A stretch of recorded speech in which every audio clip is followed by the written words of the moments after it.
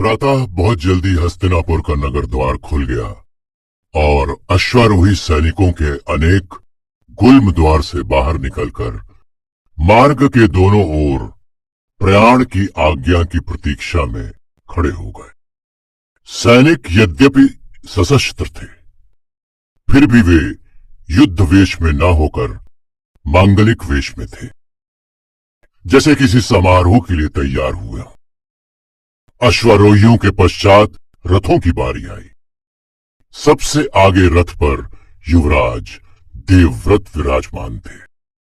दूसरा रथ सेनापति का था और तीसरा मंत्री का।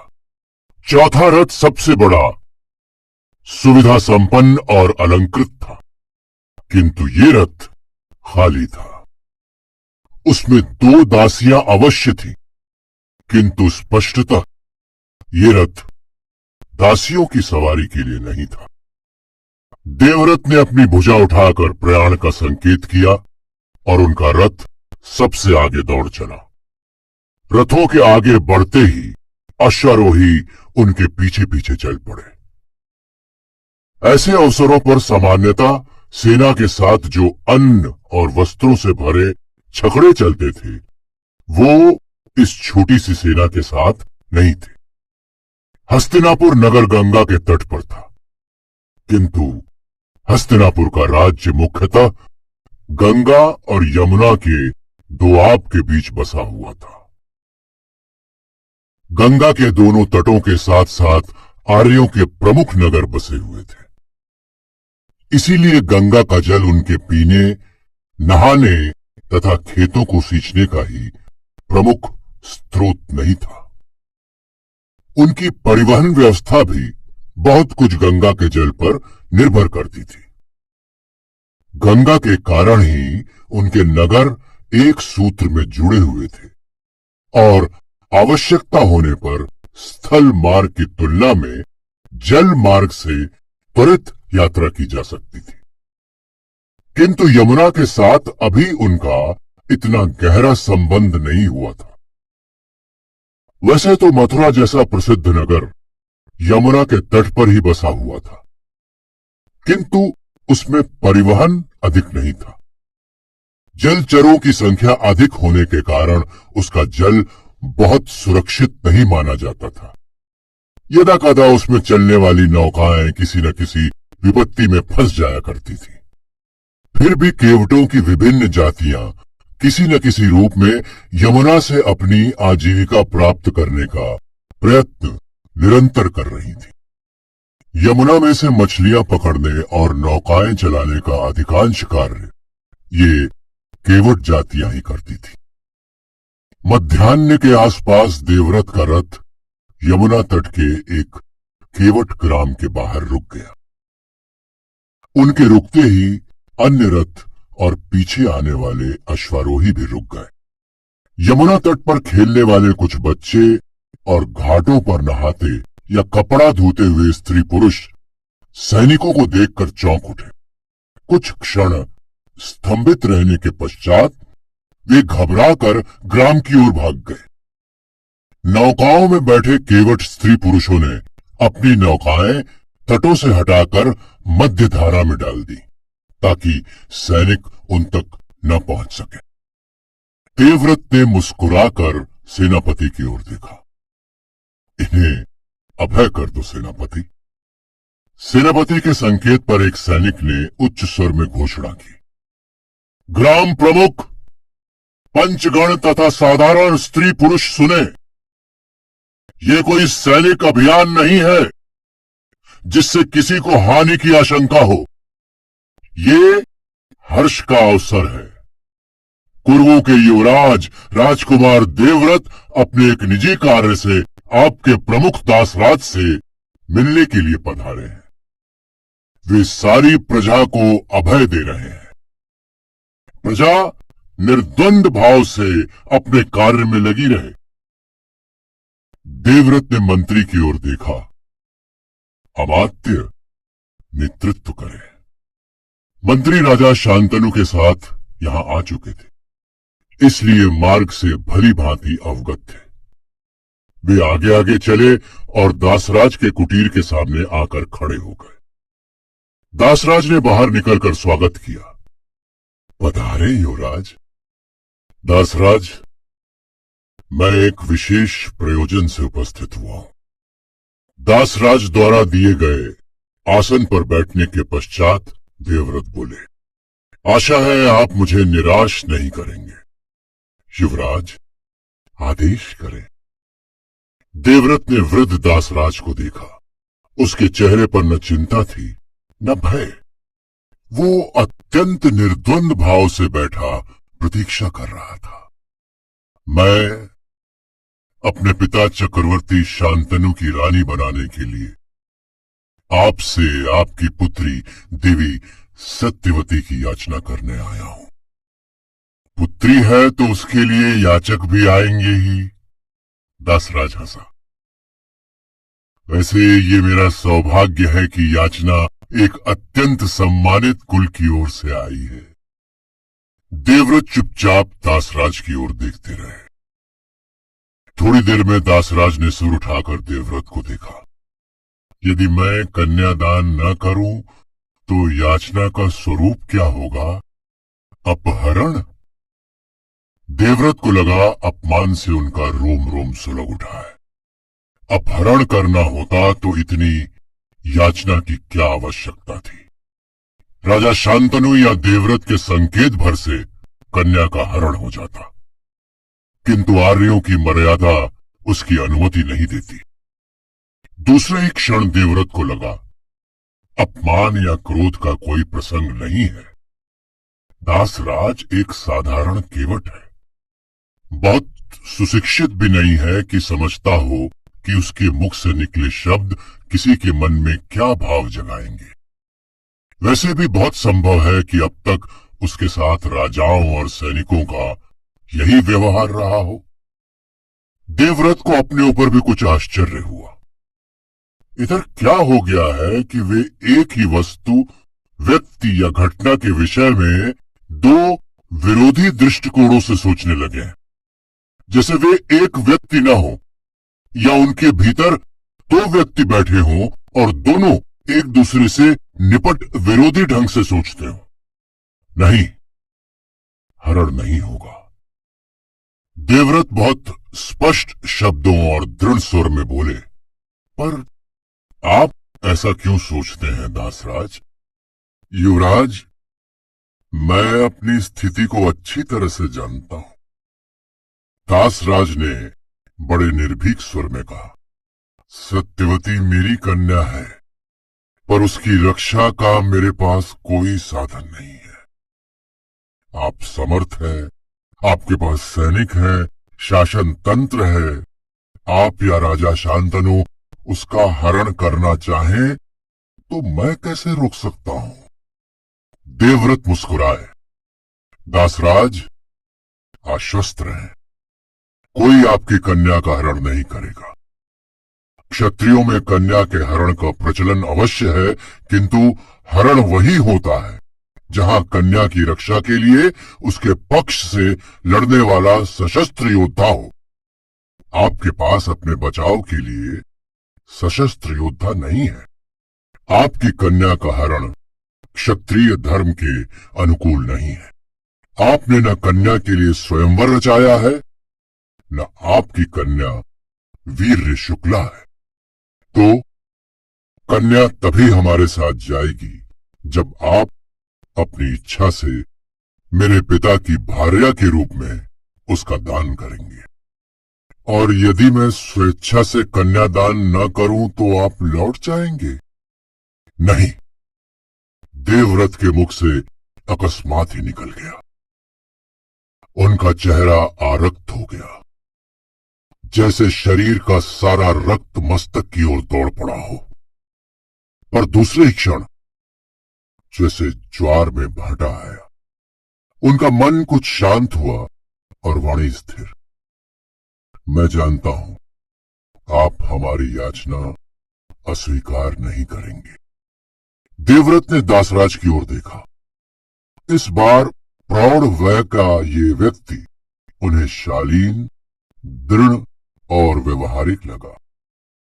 जाने प्रतिदिन कितने कितने लोगों से उसे निपटना पड़ता होगा, और उनमें से अनेक लोग उससे कहीं अधिक समर्थ, बुद्धिमान, चतुर, ज्ञानी, धनवान, सत्तावान और शक्तिशाली होते होंगे।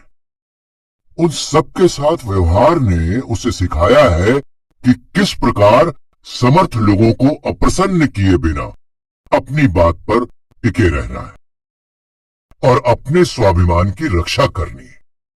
युवराज, दासराज ने कहा, मैं कुछ समझ नहीं पाया। क्या दासराज?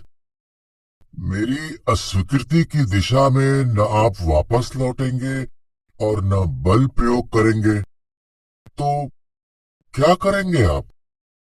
दासराज, हम कन्या का मूल्य चुकाएंगे। देवव्रत का स्वर दृढ़ किंतु समझाने का भाव लिए हुए था। आप कन्या के पिता हैं, कन्यादान आप करेंगे ही। बात केवल इतनी सी है कि वर आपको अनुकूल जचना चाहिए। मैं जानता हूं कि आपकी कसौटी पर खरे उतरने के मार्ग की जो बाधाएं हैं, उन्हें दूर करने में मैं समर्थ हूं। आप अपनी आपत्ति कहें। दासराज कुछ देर तक देवव्रत का चेहरा देखते रहे, फिर बोले, किस मुख से कहूं? मैं संकोच से गड़ा जा रहा हूं। कहीं ऐसा ना हो कि अपने हित की रक्षा करने के प्रयत्न में मैं किसी और के प्रति अन्याय कर बैठूं, किसी और के प्रति जो न दुष्ट है, न अन्यायी और न ही मेरा शत्रु है। अपना हित करने में किसी दूसरे का अहित तो नहीं करना चाहिए ना युवराज। न्याय संगत व्यवहार की मांग में किसी का भी अहित नहीं होता दासराज। देवव्रत कुछ सोचते हुए बोले, आप अपनी बात कहें। युवराज, आप भी अनुभव कर रहे होंगे, दासराज पुनः बोले, कि ये स्थिति सामान्य नहीं है। जी, एक ओर कुरुपति है और दूसरी ओर ये केवट। दासराज हंसा। वर और कन्या के व्यय में अंतर भी असाधारण है। फिर वर का पिता कन्या के पिता से याचना नहीं कर रहा, वरन वर का पुत्र कन्या के पिता से याचना कर रहा है। इससे क्या अंतर पड़ेगा दासराज? बहुत, दासराज बोला। जब पिता अपने पुत्र के लिए कन्या की याचना करे तो कन्या के पिता को उसके भविष्य की चिंता नहीं होती। पिता अपनी संपूर्ण संपत्ति पुत्र को देगा ही। पर युवराज, वर्तमान स्थिति में मुझे अपनी पुत्री के भविष्य की चिंता करनी होगी। क्यों दासराज? क्योंकि पुत्र की संपत्ति पिता के पास लौट जाए, इसका कोई विधान नहीं है। पर उसकी आवश्यकता ही क्यों पड़ेगी? पड़ेगी। कैसे? स्पष्ट कहूं, निसंकोच। राजा शांतनु किसी भी रूप में मेरी पुत्री सत्यवती के लिए उपयुक्त नहीं है। उनकी उपयुक्तता केवल इसी बात पर टिकी है कि वे देश के राजा हैं। उसने रुककर देवव्रत की ओर देखा। देवव्रत कुछ नहीं बोले। सत्यवती केवल ये सोचकर राजा की भार्या बनेगी कि उसकी दारिद्रावस्था समाप्त होगी और उसका पुत्र यमुना में नौकाएं खेने वाला केवट न होकर हस्तिनापुर का राजा होगा। पर क्या? पर हस्तिनापुर के राज्य का युवराज विद्यमान है। वो बुद्धिमान, योद्धा, शक्तिशाली और लोकप्रिय है।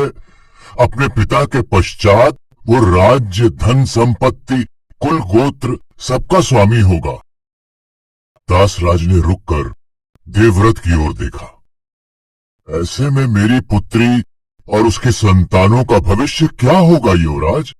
दासी पुत्र का जीवन बिताने से केवट बने रहना क्या बुरा है? नहीं, देवव्रत पूरी दृढ़ता से बोले। वे दासी पुत्र नहीं होंगे। तो क्या होंगे? जो आप चाहें। देवव्रत सहज भाव से बोले, मैं तो केवल इतना चाहूंगा कि जब मैं अपनी कन्या का हाथ चक्रवर्ती के हाथ में दे रहा हूं तो वो चक्रवर्ती की रानी बनकर ही रहे, उसकी संतान राजा की संतान हो। ऐसा ही होगा दासराज। प्रमाण? आप क्या प्रमाण चाहते हैं?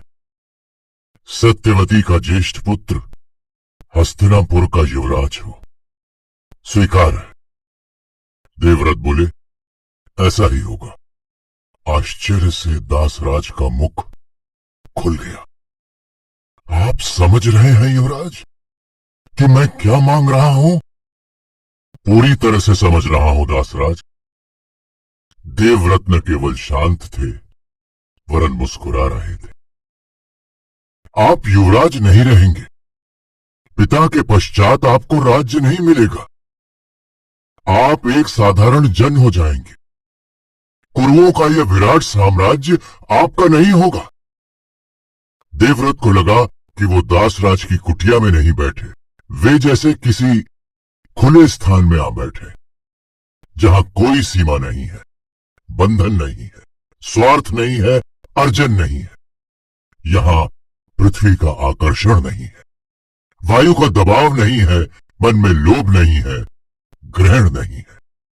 उनके मन में एक नारी मूर्ति उभरी, जो फैलती फैलती उनके संपूर्ण अस्तित्व में समा गई, और फिर 10 दिशाओं में उसका स्वर फैला। देवव्रत, तू बच गया। तेरा मन मुक्त हुआ।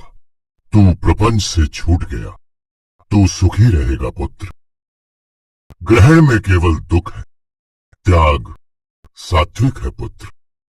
मैं तो तुझे इस मोह चक्र से तभी मुक्त कर देती जब तेरा जन्म हुआ था, पर तेरे पिता ने मेरी इच्छा पूरी नहीं होने दी। देवव्रत को लगा वो नारी मूर्ति उनकी मां ही थी। दासराज देवव्रत को देखता रहा। शायद देवव्रत को समझ में आ जाए कि वे क्या छोड़ रहे हैं, पर देवव्रत में कोई प्रतिक्रिया नहीं जागी। उनका चेहरा अधिक से अधिक शांत होता गया। उनकी आत्मा अधिक से अधिक प्रसन्न होती चली गई। पर मैं कैसे इसका विश्वास करूं? अंत में दासराज चिंतित स्वर में बोला, मैं आपको वचन दे रहा हूं। मेरे पास सिवाय आपका वचन मान लेने के और कोई उपाय भी तो नहीं है। दासराज, देवव्रत का स्वर आवेश में कुछ ऊंचा हो गया। कुरुवंशियों का वचन ही प्रमाण होता है। ऐसा न होता तो चक्रवर्ती स्वयं आपको वचन न देकर कन्या को ले जा सकते थे। तब देवव्रत के यहां आने की कोई आवश्यकता नहीं थी। शांत हो युवराज। दासराज ने दीन मुद्रा बनाकर हाथ जोड़ लिए। दासराज ने अपना जीवन कुरुवंशियों में नहीं बिताया, जिनका वचन ही प्रमाण होता है। वो तो 8 प्रहर उन लोगों में रहता आया है जिनका वचन केवल पाखंड है। वचन को सत्य मान लेने का मुझे अभ्यास नहीं है युवराज। वो रुककर सयास मुस्कुराया। वैसे भी एक असहाय निर्बल वृद्ध की आशंकाओं का बुरा न माने।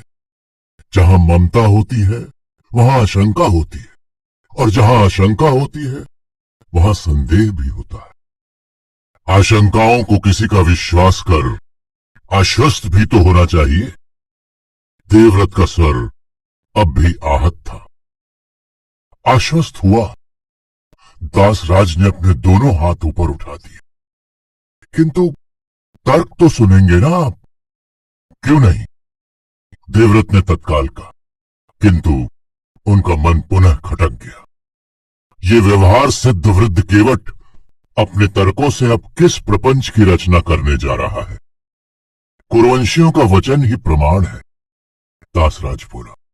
और ये भी आपने ही कहा है कि आपके स्थान पर चक्रवर्ती वचन नहीं दे सकते थे, इसीलिए आपको आना पड़ा। मैं सहमत हूं। तो इसका अर्थ है कि पुत्र के स्थान पर उसका पिता वचन नहीं दे सकता, क्योंकि यह संभावना हो सकती है कि पुत्र पिता द्वारा दिए गए वचनों की रक्षा ना करे। कुरुवंश में इसका अर्थ है कि पुत्र के स्थान पर वचन देकर पिता पुत्र के प्रति अन्याय नहीं करना चाहता। यही सही। दासराज हंसा। कुरुवंश में पिता पुत्र के स्थान पर स्वयं वचन देना उचित नहीं समझता। इसीलिए चक्रवर्ती ने आपके स्थान पर वचन नहीं दिया। जी, आप भी अपने भावी पुत्रों के स्थान पर स्वयं वचन देना उचित नहीं मानेंगे। जी, दासराज कुछ क्षणों तक मौन बैठा रहा और देवव्रत उसके मौन से उसका मंतव्य पढ़ने का प्रयत्न करते रहे। अंत में दासराज ही बोला, आप सत्यवती के पुत्र के लिए अपना राज्याधिकार छोड़ रहे हैं। मैं आपका विश्वास कर रहा हूं, किंतु कल आप विवाह करेंगे, आपके पुत्र होंगे, वे बड़े होंगे। दासराज अपनी पूरी तन्मयता के साथ देवव्रत के चेहरे को देख रहा था। संभव है कि वे आपसे सहमत न हो, संभव है कि वे अपना अधिकार मांगे, संभव है कि वे आपसे कहें कि आपको अपना राज्याधिकार, अपने जीवन का सुख और भोग छोड़ने का पूरा अधिकार है। किंतु आपको क्या अधिकार है कि आप चक्रवर्ती शांतनु के ज्येष्ठ पुत्र की ज्येष्ठतम संतान से हस्तिनापुर के राज्य का उत्तराधिकार छीन ले? आप अपने पुत्र के स्थान पर यह वचन कैसे दे रहे हैं कि वो अपने उचित नैतिक, पारंपरिक और वैधानिक अधिकार की मांग नहीं करेगा? दासराज ने अपनी बात समाप्त की और देवव्रत की ओर देखा। अपनी बात समाप्त करते करते दासराज हाफ गया था। उसे लग रहा था जैसे मार्ग में बाधा स्वरूप पड़ी भारी शिलाओं को हटा हटाकर अपना मार्ग प्रशस्त कर आगे बढ़ने वाला व्यक्ति 10 डग चलते चलते हाफ जाता है। वैसे ही उसकी वाणी अपने संकोच और मर्यादा की शिलाओं को तोड़कर इतने शब्द कहने में ही हाफ गई थी। उसकी दृष्टि देवव्रत पर टिकी थी। क्या कहते हैं देवव्रत? संभव है वे मौन रह जाए, संभव है कि वो हंसकर टाल जाए, संभव है वे रुष्ट हो जाए। और देवव्रत अपने मन के कल्पना लोक में कहीं अपने पिता के चरणों में जा बैठे थे। पिता, मैंने आपको काम सुख के अभाव में पीड़ित देखा, मैंने आपको काम यातना में तड़पते देखा, मैंने आपके सारे जीवन को कामासक्ति की याचना में असंतुलित होते देखा। आपने मुझे दर्शाया कि काम सुख नहीं है, सुख का प्रपंच है। ये तो मृत तृष्णा है। प्राणी उसकी कामना में कष्ट पाता है, अपने विवेक का वध कर क्षणिक सुख भोगता है और फिर उस भोग के मूल्य दुख को सहन कर पुनः उस सुख की कामना में तड़पता है। आपने मुझे इस दुष्चक्र से मुक्त कर दिया पिता। शायद मैं स्वयं अपने बल पर काम के बंधन न तोड़ पाता। कदाचित मैं भी उसके पाश में बंधा बलि पशु के समान ऐंठता और तड़पता रहता, फिर पत्नी और संतान के मोह में कर्म के बंधन में बंधता और इस दुष्चक्र से कभी मुक्त न हो पाता। पिता, आपने मुझे ये यातना प्रत्यक्ष दर्शाई, आपका स्वरूप समझने में सहायता दी और अब अंत में मुझे उस यातना से सदा के लिए मुक्त हो जाने का अवसर प्रदान कर रहे हैं। पिता, मैं आपको प्रणाम करता हूं। युवराज, अपने शब्दों की कोई प्रतिध्वनि न पाकर दासराज ने पुनः पुकारा। देवव्रत की आंखों में शून्य के स्थान पर दासराज की पहचान लौटी।